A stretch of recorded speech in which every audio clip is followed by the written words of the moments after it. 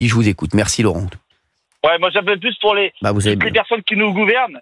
Oui. Moi je trouve que c'est tous des incompétents. Parce que il faut, comme vous dites, pour partir avec une feuille blanche et tout repartir de zéro. C'est plus possible. Mais Laurent, c'est plus possible. Laurent, vous avez entendu ce qu'on a dit. C'est pire, moi, ce qu'a dit l'économiste tout à l'heure, Marc Toiti. Si vous nous rejoignez sur Europe 1, 17h47, on est en direct. Ce qu'a dit Marc Toiti, c'est bien pire que des incompétents. Si c'était des incompétents, à la limite, moi je me dis, à un moment, il va y avoir des mecs compétents, donc on va pouvoir s'en sortir. Mais ce qu'a dit Marc Toiti tout à l'heure, c'est qu'ils savent tous comment faire pour redresser la France, mais qu'ils ne le font pas.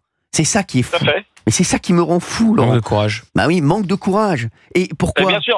Bah, parce qu'ils veulent toujours aller venant des dîners avec les mecs, les hauts fonctionnaires, avec les trucs, avoir leurs petits privilèges, dire ah bah non moi je veux pas être contre le système parce que sinon de toute façon on va me torpiller derrière. Ils ont tellement peur de se faire torpiller derrière qu'ils ne font rien. C'est ça, Laurent. Donc c'est encore pire. Tout à fait. C'est encore pire. Mais c'est pour toutes les décisions. Regardez tout ce qu'on prend comme décision dans l'insécurité. Oui. C'est pareil. C'est tout à contraire. Et c'est même pas du bon sens. C'est ça le problème, c'est qu'il n'y a pas de bon sens dans leur démarche en plus. Je sais pas, j'arrive pas à comprendre que même les personnes du peuple pourraient mieux gouverner qu'eux, parce que si vous avez 20 euros et que vous en dépensez 30, vous avez un déficit de 10 euros. C'est fini, c'est pas plus dur que ça. Quoi. Mais Laurent, franchement, il faut vraiment que ce soit des pipes totales pour vraiment ne pas se rendre compte de ce qu'il faut faire. Donc ils savent ce qu'il faut faire, mais ils ne le font pas. Parce qu'on leur dit que c'est pas possible. C'est ça qui est fou, Laurent. Oui, allez-y. Est-ce que vous les entendez dire tous ces ministres, ces anciens ministres, ces premiers ministres, nous, comme on a beaucoup de revenus, on va faire un effort pour la France. Jamais vous les entendez dire, nous, on va faire des sacrifices pour la France. C'est que les gens du peuple, en fin de compte, qu'il faut toujours payer. Effectivement, si vous augmentez les charges, si on a les impôts, il y a moins de, c'est sûr que les gens ont moins d'argent pour vivre. C'est tellement logique. C'est logique. Et les entreprises sont étranglées, Laurent. Donc forcément, qu'est-ce que vous voulez faire? Il faut fermer les robinets.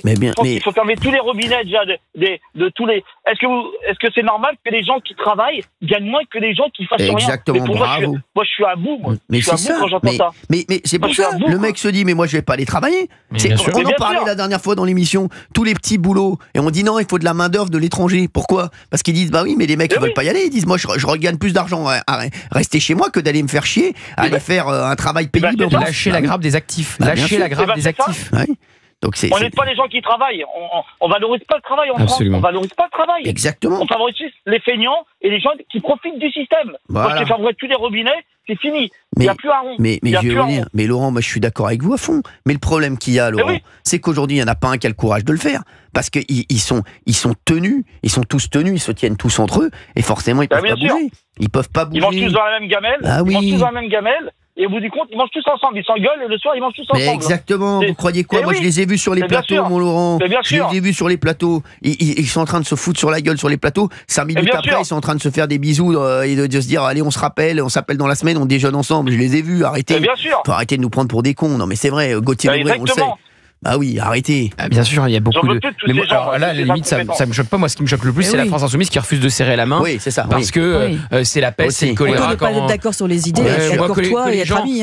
Que les gens ne pensent pas, qui ne pensent pas pareil, puissent se parler et puissent pourquoi pas déjeuner ensemble. Oui, mais c'est pas ça moi qui me choque. Et c'est pas dans ce sens-là dont on parlait avec Laurent, qu'on en parlait avec Laurent. C'est que en vrai, on va pas se mentir, ils veulent pas que ça bouge. Arrêtez les mecs, ils veulent pas que ça bouge. Dites-le, il faut le dire à un moment.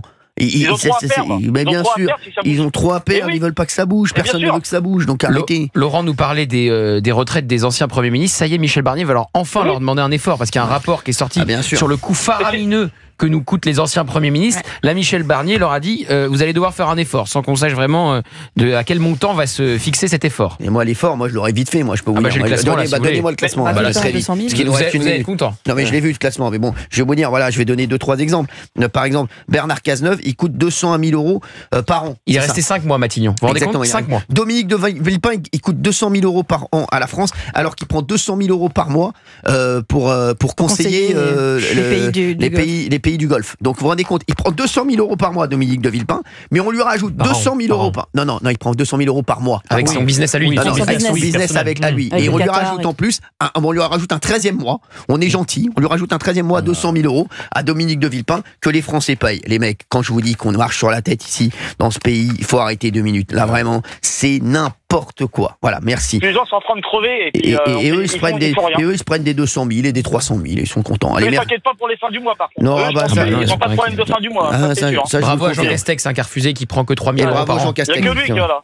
Et qui prend le métro comme tout le monde. Non, mais c'est pas parce qu'il a un travail, parce que regardez, Dominique de Villepin, il pourrait très bien refuser. Il prend 200 000 euros par mois, Dominique de Villepin. Mais il est content de se prendre ses 200 000 euros en plus. Mais il fait le beau, il vient faire le beau à la télévision. Je l'ai vu encore. Il est content, il a un beau brushing et il prend 200 000. Bien sûr, il a un beau brushing, il prend 200 000 euros par mois. Donc il est content. Merci Laurent.